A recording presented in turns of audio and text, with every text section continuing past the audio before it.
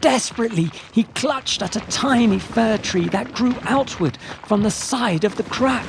It was so small that he knew it would never hold him. His weight would pull it out by the root, and he would fall down, down with the tumbling snow blocks to be buried forever in the bottom of the crack. But the little fir tree held. It jerked him to a stop and held. And he dangled by one arm over the drop as an avalanche of snow hurtled roaring into the chasm. Afterwards, he could never tell how long he hung there. He only knew that at last the avalanche stopped, and he scrambled his way somehow out of that ghastly crack. For a long time he lay in the snow sobbing with fright at the horrible fate he had escaped. Then, wearily, he got to his feet and brushed the snow from his clothes with his mittened hands. His heart was heavy, and if it had not been for the crack that now blocked the way, he might have given up and returned to his distant home. As it was, he sighed, turned his face into the north wind, and went on. Presently, it began to grow dark. "I must find another snowdrift," said Ivan to himself. He sighed. Long ago, when his father had taught him how to make a snow den, it had been fun. Now it just seemed like hard work. "Snow dens are quite warm," he thought, "but they are not like my little bed at home." The sky was a deep grey, turning black, when Ivan found his snowdrift. He fell to his knees and began to scrape out a tunnel with his mittened hands. After a moment, he stopped, his head tilted to one side. From far away, carried on the wind, he thought he heard music. He listened. The pine trees creaked and sighed, and snow powder hissed over the frosty crust. Then he heard it again. It was the sound of a fiddle. Ivan screwed up his eyes and shook his head fiercely. No, it was not real. It could not be real. It was another cruel trick to hurt him, to keep him from doing what he must do. He began once more to scrape at the snow, whistling a little between his teeth to blot out the sound of the fiddle. But when he stopped, there it was, rising and falling in the wind. He got to his feet and gazed towards the sound, biting his lip.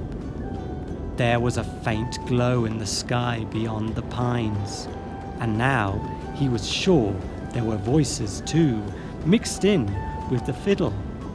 He looked down at his unfinished den, then out again towards the glow. It seemed real, all of it, the fiddle, the voices, and the glow.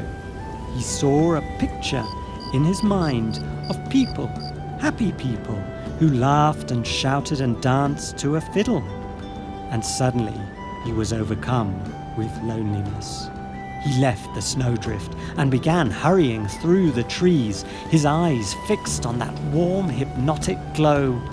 He came out of the trees onto a long slope, and there below him lay a village. Lamplight glowed warmly in all its windows and spilled out of open doorways onto a crowded street.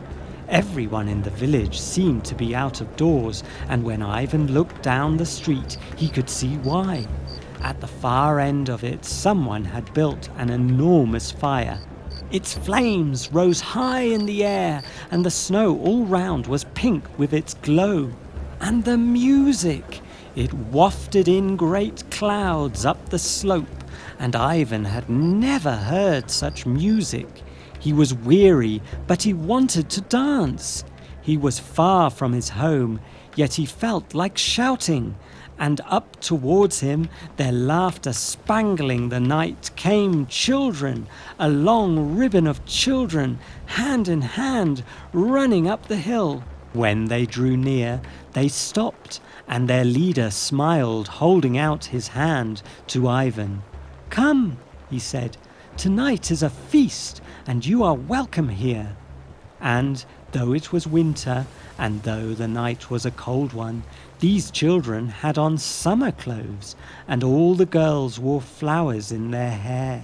In the village below, the fiddles began a fresh tune. The line of children stirred restlessly, like a string of spirited ponies. The boy beckoned, his smile inviting. "Come," he said once more, "my friends would dance." And stepping forward, Ivan slipped off a mitten and gave his hand. At once they went whirling away across the slopes and down to where the people danced through pools of lamplight on the snow. Ivan, skipping, threw back his head and laughed. The line had reversed itself, so that now the last child had become the first and was leading them on to the street. Once in the village, they did not keep to the street, but began threading themselves like a many-coloured serpent to and fro between the houses.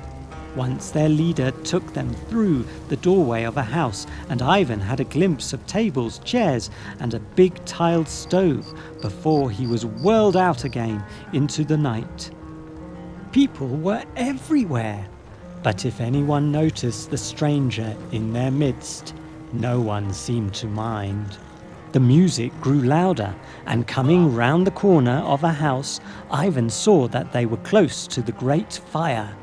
In the flames, an ox was roasting, and nearby, on upturned barrels, sat the fiddlers.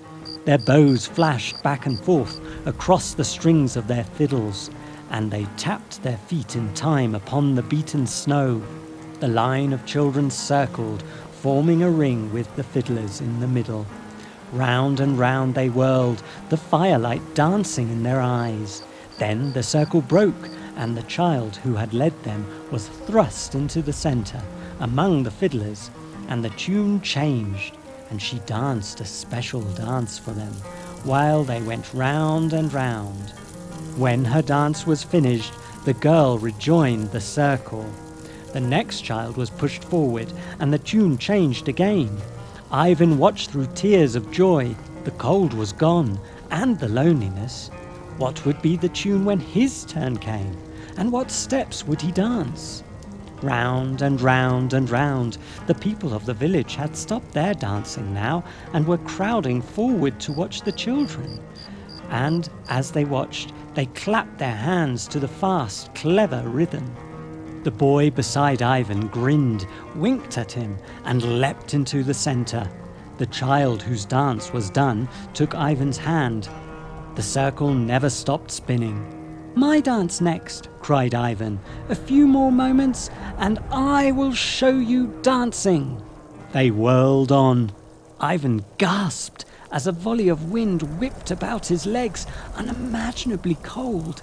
It scooped up a twist of crystals and spun them about his body.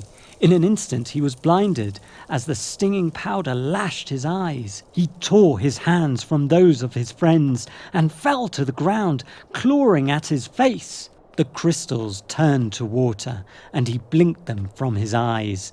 He had broken the circle. He must get up and take his place, or the dance would be spoiled.